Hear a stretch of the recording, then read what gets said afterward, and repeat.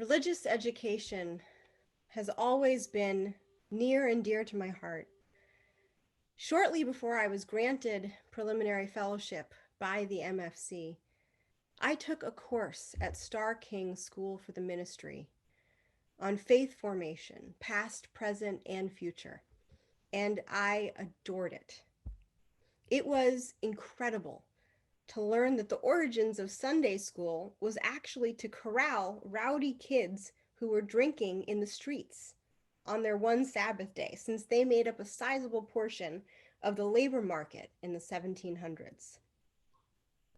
The purpose of Sunday school was basic Christian education and discipline, a far cry from how we see it in UU circles today.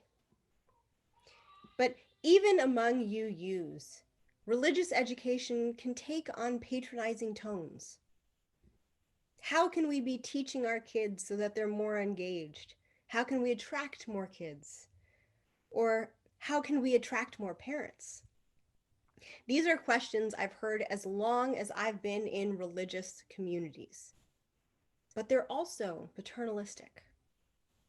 For generations, religious education has been thought of as school for children, rather than the supportive community enabling exploration and growth that I think we really seek. And maybe part of what we're running into is that we want to define religious education, that we want a formula. It would be easier if there was one. But if there's anything that we UUs espouse, it's that there isn't a one-size-fits-all path towards spiritual nourishment and beloved community. One of my favorite biblical metaphors is God as the still, small voice within.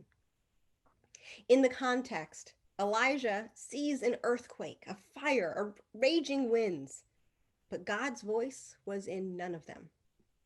Only in the still, small voice within, Elijah could God be heard. And even if many of us don't believe in a God, most of us can believe that there is a wise voice within that calls us forward. And that is how I think of religious education. It happens everywhere you hear the voice of your inner journey guiding you. It's a voice that continues to call you, a voice to engage in conversation. And that's why RE doesn't just happen in a classroom. It happens everywhere, in every ministry. And this is one reason why RE has to be a lifespan journey rather than segregated by age. Because every experience can be a teachable moment. And every person, large or small, can be a teacher. Over the course of this class that I was taking, I realized that religious education included every aspect of my life and not just the overtly religious undertakings.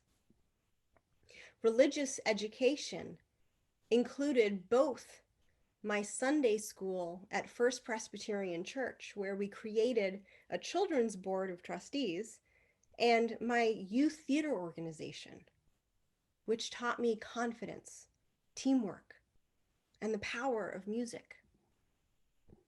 The still, small voice is present in all of my stories. Stories of mistakes that I learned from, and stories that brought transcendent joy. It was present when I was 16 and decided that I didn't need to take my seizure medication anymore.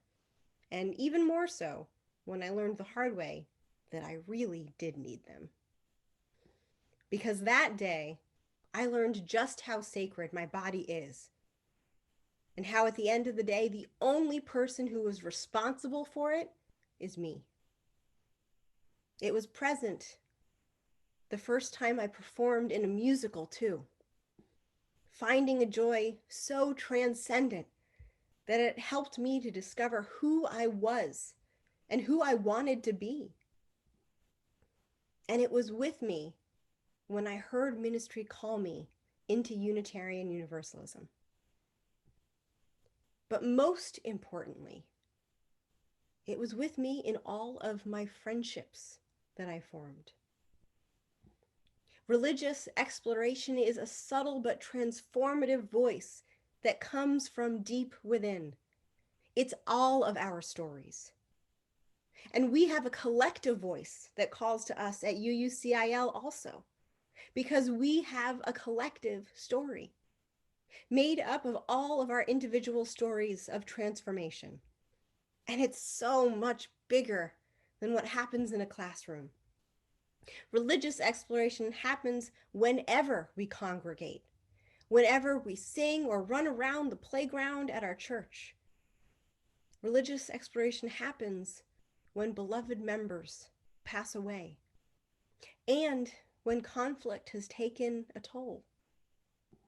The voice calls to us to tell those stories, all of them, because in the telling, we unearth the voice of growth that's underneath.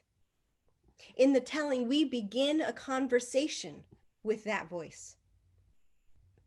And the beauty is that the more we talk to the voice of our past, the better it can guide us and teach us for the future. So let's share our stories of religious education and exploration, because this is how we'll form an ongoing and ever transformative conversation with our inner, still small voice. And that voice has something powerful to say to each of us about who we are and who we hope to be. And best of all, we get to journey through that growth together. For our gift of music, Leon will be playing the Alternia theme song, which is being dedicated to the beloved memory of Margaret Cook. One of the wonderful stories to tell, a story that stays with us, is how integral Margaret was in the building of our play structure. Every time we play and grow in that space, we remember Margaret. And we give thanks for the living story in us. So it is with all of our stories. Blessed be, and amen.